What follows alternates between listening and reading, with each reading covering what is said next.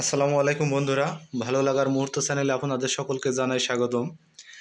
এই মুহূর্তে প্রচণ্ড রোদ গরম আর লোডশেডিং চলছে অনবরত।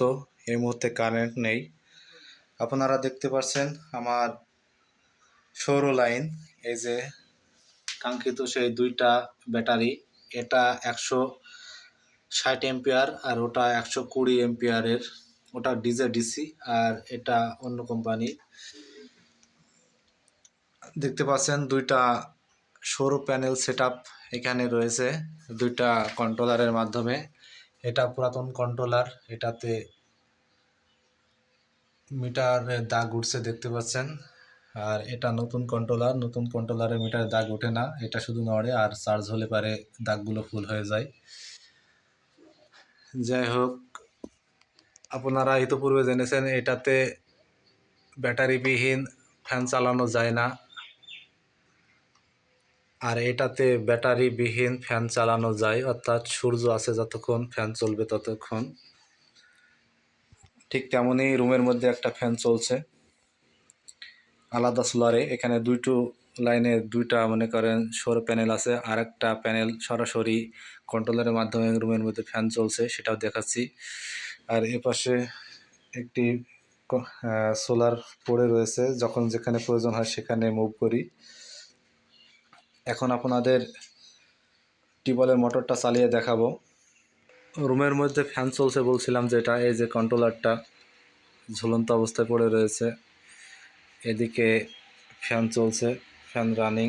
যেহেতু ল্যাপটপে কাজ করছিলাম, মোবাইলে কাজ করছিলাম, ফ্যানটা চলছে।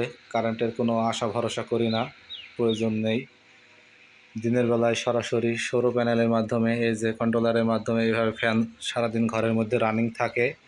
ওদিকে কন্ট্রোলার বোর্ড রয়েছে, সেটা মুভ করার জন্য প্রয়োজন হয়ে থাকে।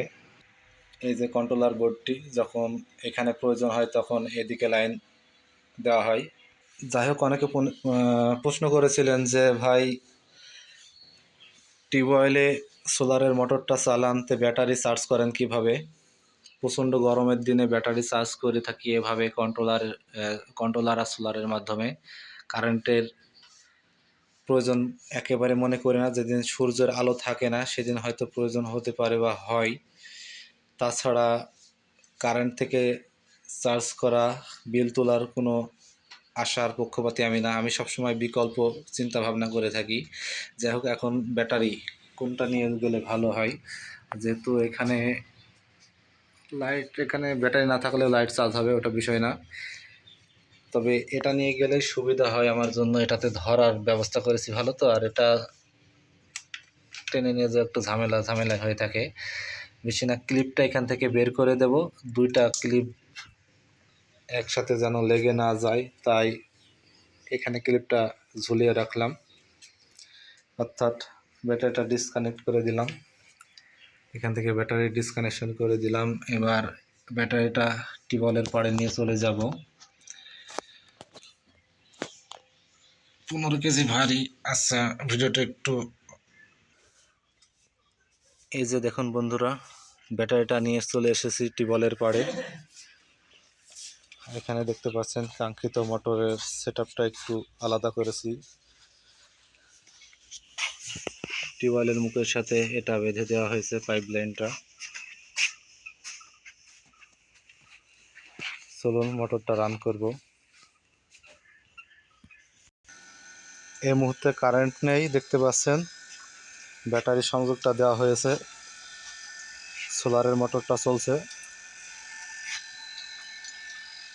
তবে এটাতে পানি কম ওঠে, আর পানি যেটুকুই ওঠুক না কেন এই মুহূর্তে সেটাই কাজে লাগে। দেখতে পাচ্ছেন, এই যে দেখুন, এইদিকে কারেন্ট নেই, আর এই মুহূর্তে সোলারের মোটরটা সুন্দর সার্ভিস দেয়। আপনারা চাইলে খুব সহজে এভাবে সেট আপ করে নিতে পারেন। দেখুন যতটুকু পানি উঠছে এতেই এনাফ। তাহলে বুঝতে পারছেন সোলারের মোটরটা কতটা সার্ভিস দিচ্ছে। ভালো লাগার মুহূর্ত চ্যানেলের পাশে থাকুন আর নিত্য নতুন ভিডিও দেখুন। ধন্যবাদ সকলকে।